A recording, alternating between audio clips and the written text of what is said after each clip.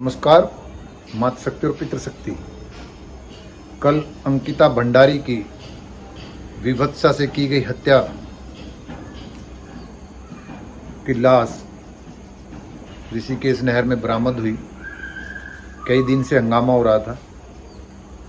हम उसकी आत्मा को सदगति देने की और शांति देने की प्रार्थना करते हैं।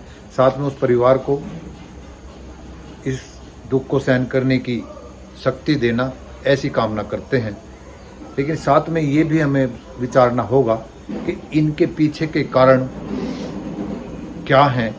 तो जहाँ तक मेरी समझ में आता है, तो मुझे जो लगता है कि इसके पीछे का कारण जो हमारी व्यवस्था के स्तंभ हैं, खास तौर से धनपति, सत्तापति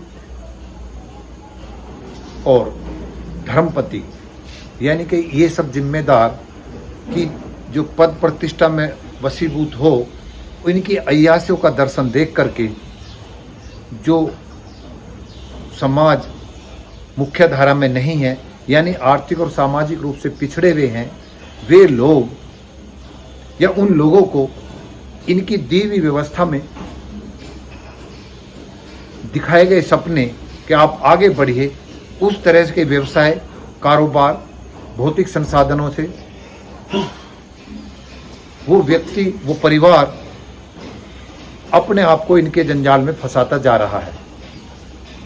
तो मैं ये कहूँगा कि सबसे पहले वे परिवार जो आर्थिक और सामाजिक रूप से कमज़ोर हैं, वे वैसे तो अपने बच्चों के लिए अधिकाधिक त्याग करें, अपनी इच्छाओं का दमन करें। जब हमने पैदा किए हैं तो उनके अच्छे भविष्य के लिए अपने आप को समर्पित कर दें। कोई नशाखोरी, अन्य तरह का कोई शौक ना पालें और उनके लिए चाहे बर्तन धोने पड़े, भीख मांगनी पड़े, कुछ भी करना पड़े, अपने बच्चों को अच्छी शिक्षा और रहन सहन और सुविधा की व्यवस्था करने के लिए दिन रात पागलों की तरह लगे रहें। खास तौर से लड़कियों के लिए इस पर ध्यान रखें, उसी का ही एक परिणाम है। और अब जब यह विभत्स हत्या हुई है, तब इसको वे राजनीतिक और सामाजिक संगठन, धार्मिक संगठन, जातीय का, क्षेत्र का नाम लेकर के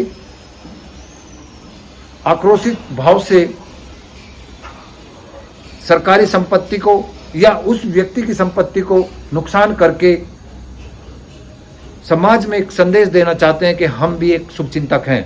तो अब इन पे भी विचार, या इन्हें भी विचार करना चाहिए और इनके साथ लगे हुए लोगों को विचार करना चाहिए कि ये इनका कर्तव्य क्या था।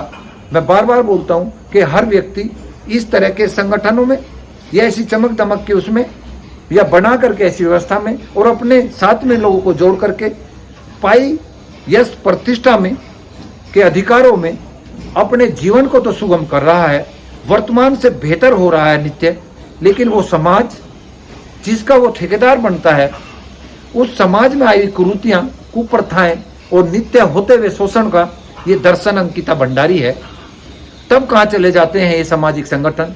यानी कि अगर हम परिवार का सफल व्यक्ति, गांव का सफल व्यक्ति, समाज का सफल व्यक्ति, क्षेत्र का सफल व्यक्ति, सभी क्षेत्रों में अगर वो अपने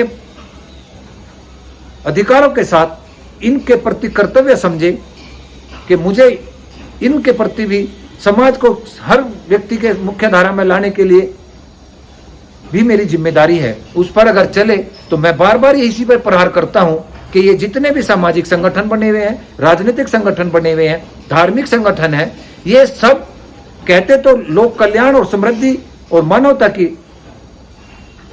विकास की बात करते हैं, लेकिन इनके कर्म आप देखते होंगे। अभी इलाहाबाद में एक महंत के गुजरने पर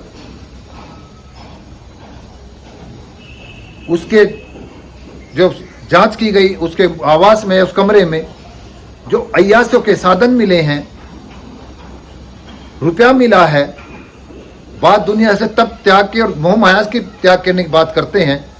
तो जब ये ऐसे लोग जो समाज के मार्गदर्शक होते हैं, जिनसे लोग इनको आदर्श मान करके अपने जीवन को अच्छे सपनों में ले जाने का प्रयास करते हैं, वे क्या उम्मीद करें। तो मेरा यही भाव है कि वे जो लोग आज आक्रोशित हैं वे अपना भी अवलोकन करें और वे कमजोर और आर्थिक और सामाजिक रूप से परिवार भी अपना भी अवलोकन करें कि अपने बच्चों को त्याग का दर्शन दें और अभाव में रहते हुए यथाशक्ति के अनुसार आगे बढ़े, इनके जंजालों में ना फंसे। धीरे धीरे जरूर सफलता मिलती है। लोग पड़ोसी के, समाज के किसी व्यक्ति या किसी बच्चे के अति जल्दी सफलता पाने से हम भ्रमित ना हो।